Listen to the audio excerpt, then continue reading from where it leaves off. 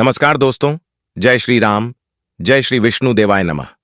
तो दोस्तों, आपको तो पता ही होगा कि आषाढ़ मास में आने वाली देवशयनी एकादशी आने ही वाली है। तो आज की वीडियो में हम यही बात करने वाले हैं कि आखिर अब की बार ये एकादशी कब पड़ेगी और साथ ही क्या शुभ समय और मुहूर्त होगा। तो चलिए बात करते हैं। धार्मिक मान्यताओं के अनुसार भगवान विष्णु को जगत का पालनहार कहा जाता है। ऐसे में जब देवशयनी एकादशी पर भगवान विष्णु योग निद्रा में चले जाते हैं तो यह सवाल उठता है कि अब संसार का संचालन कौन करेगा।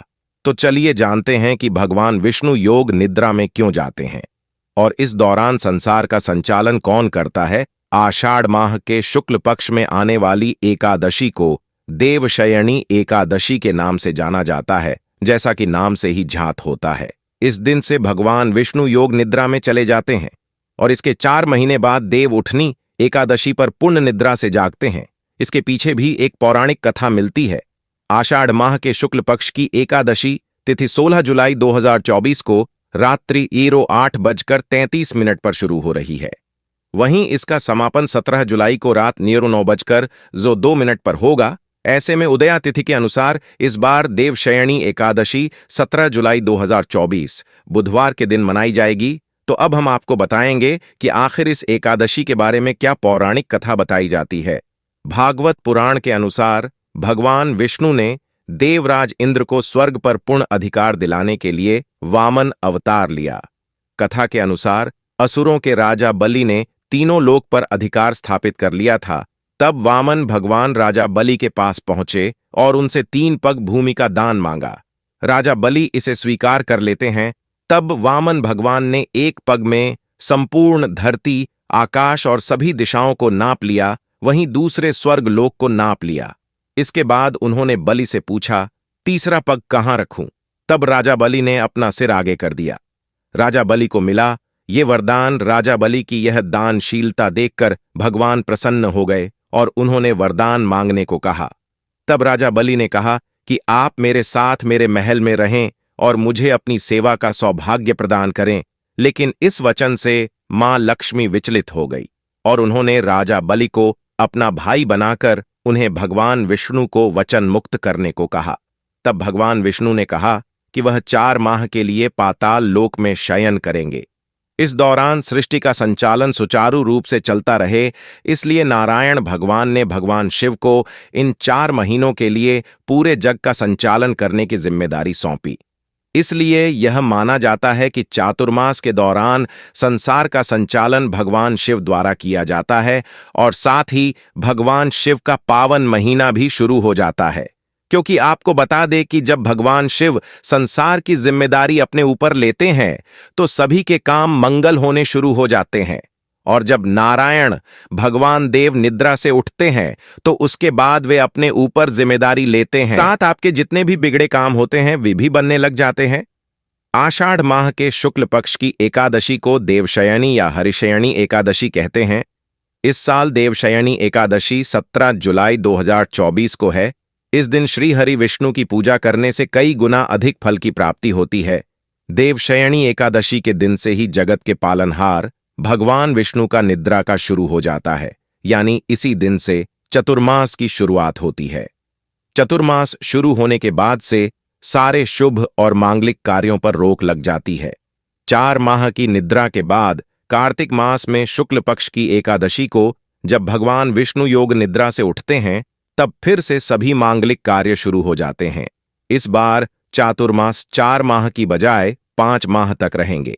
देवशयनी एकादशी के दिन भगवान विष्णु की पूजा के अलावा कुछ उपाय करने से जीवन में खुशियां आती हैं।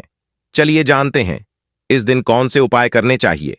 देवशयनी एकादशी के दिन स्नान आदि के बाद साफ कपड़े पहनें और तुलसी के पौधे की पूजा करें।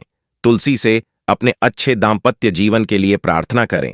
इससे आपके दाम्पत्य जीवन में मधुरता बनी रहेगी।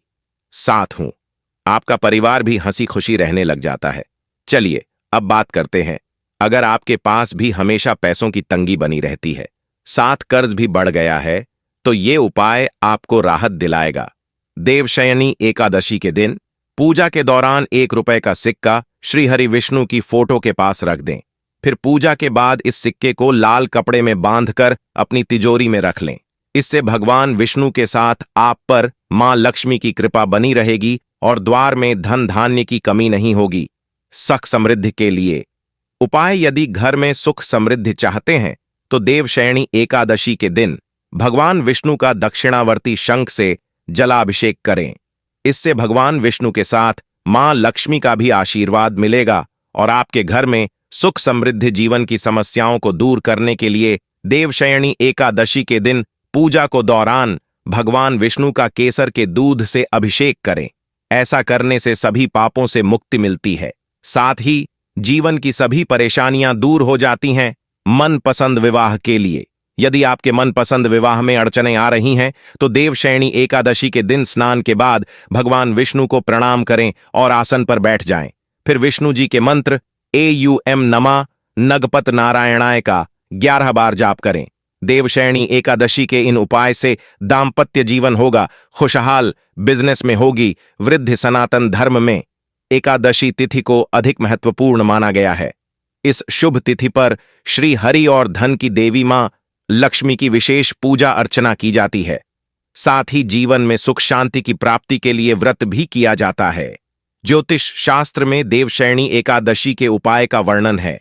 माना जाता है कि इन उपाय के जरिए इंसान को सभी कार्यों में सफलता प्राप्त होती है। अगर आप आर्थिक तंगी से परेशान हो गए हैं तो ऐसी स्थिति में देवशयनी एकादशी के दिन किए उपाय बेहद फलदायी साबित होंगे।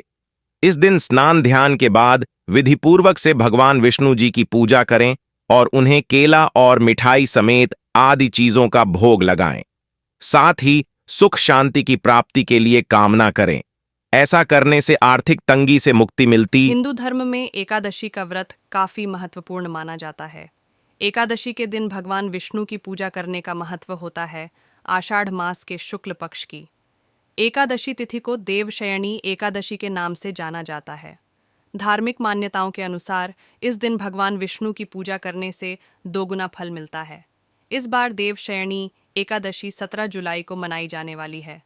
शास्त्रों के अनुसार इस दिन से विष्णु भगवान 4 माह के लिए योग निद्रा में चले जाते हैं, जिसके बाद वे कार्तिक मास की शुक्ल पक्ष की एकादशी के दिन जागते हैं। कहा जाता है कि इस दौरान धरती का संचालन भोलेनाथ करते हैं। देवशयनी एकादशी के दिन कुछ खास उपाय कर लिए जाएं तो भगवान विष्णु की विशेष कृपा प्राप्त होती है। समस्याओं से मुक्ति के लिए देवशयनी एकादशी के दिन भगवान विष्णु की पूजा करें और पूजा के दौरान भगवान विष्णु का केसर के दूध से अभिषेक करें। कहा जाता है कि ऐसा करने से सभी पापों से मुक्ति मिलती है, साथ ही जीवन में चल रही परेशानियां खत्म होती हैं, घर में सुख शांति आती है। सुख समृद्धि के लिए देवशयनी एकादशी के दिन विष्णु भगवान का दक्षिणावर्ती शंख से जलाभिषेक करें। इससे भगवान विष्णु के साथ मां लक्ष्मी की भी कृपा प्राप्त होती है, साथ ही घर में सुख समृद्धि आएगी। घर की शांति के लिए देवशयनी एकादशी के दिन शाम में तुलसी के पौधे के सामने घी का दीपक जलाएं और ओम वासुदेवाय नमः मंत्र का 108 बार जाप करें। इसके बाद 11 परिक्रमा करें। ऐसा करने से व्यक्ति को सभी पापों से मुक्ति मिलती है, साथ ही घर में सुख शांति का वास होता है। व्यक्ति सुकून का जीवन व्यतीत करता है।